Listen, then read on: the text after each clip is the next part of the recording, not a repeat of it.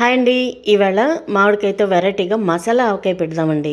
దీనికోసం నేను మీడియం సైజులో ఉన్న మామిడికాయలు 6 తీసుకున్నాను.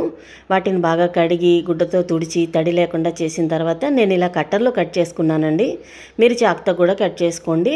1 ఇంచ్ ముక్కలుగా కట్ చేసుకోండి. అంగుళం ముక్కలుగా కట్ చేసుకుంటే ఈ ఆవకాయ చాలా బాగుంటుంది. దీనికోసం నేను కడాయి పెట్టుకొని దీన్ని మసాలా కోసం రెడీ చేసుకుంటున్నాను. ఇప్పుడు ఒక 6 చెంచా మెంతులు లైట్గా మంటలో పెట్టుకొని చిన్న మంటలో పెట్టుకొని బ్రౌన్ కలర్ వచ్చేదాకా వేయించాలండి. అది వేయించి పక్కన పెట్టుకున్నాక ఒక 6 చెంచాల ఆవాలు తీసుకుని అవి కొంచెం వైట్ కలర్ వచ్చి చిటపటలాడేదాకా వేయించాలి.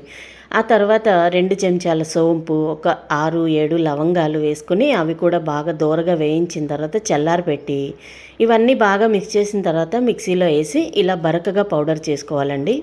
దీంట్లోకి మళ్ళీ నేను 6 చెంచాల కారం, 5 చెంచాల ఉప్పు, ఒక 2 చెంచాల కలోంజీ బయట మార్కెట్లో దొరుకుతుందండి. ఇవన్నీ వేస్తేనే దీనికి ఆ మసాలా టింజ్ వస్తుందన్నమాట.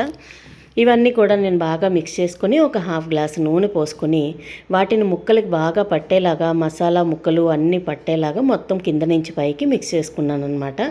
ఈ మీడియం సైజ్ కాయలు ఇప్పుడు నేను చూపించాను కదండి, ఆ కాయలు నేను 6 పెట్టాను. మీరు మీ కొలతను బట్టి పెట్టుకోండి. దీనిని నెక్స్ట్ డేకి చూస్తే ఇలా ఊరిపోయి తడి తడిగా ఉంటుందండి. దీంట్లో మళ్ళీ మనం ఊట వచ్చి తడి అండి, ఇది మామూలు తడి కాదు, మామిడికాయలోంచి వచ్చే ఊట అనమాట.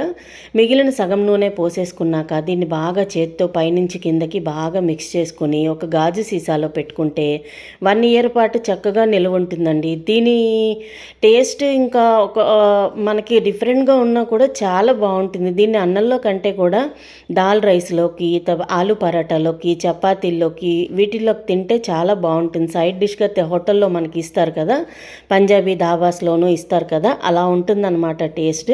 మీరు తప్పకుండా ట్రై చేయండి. వెరైటీ ట్రై చేస్తే మీకు ఇంట్లో వాళ్ళకి కూడా చాలా నచ్చుతుందని అనుకుంటున్నాను. ఒక 2 కాయలు పెట్టుకోండి, బాగా నచ్చింది అనుకుంటే మిగతా కాయలు సంవత్సరం ఉండేలాగా పెట్టుకోవచ్చండి. చాలా బాగుంటుందండి, ట్రై చేయండి. Thank you.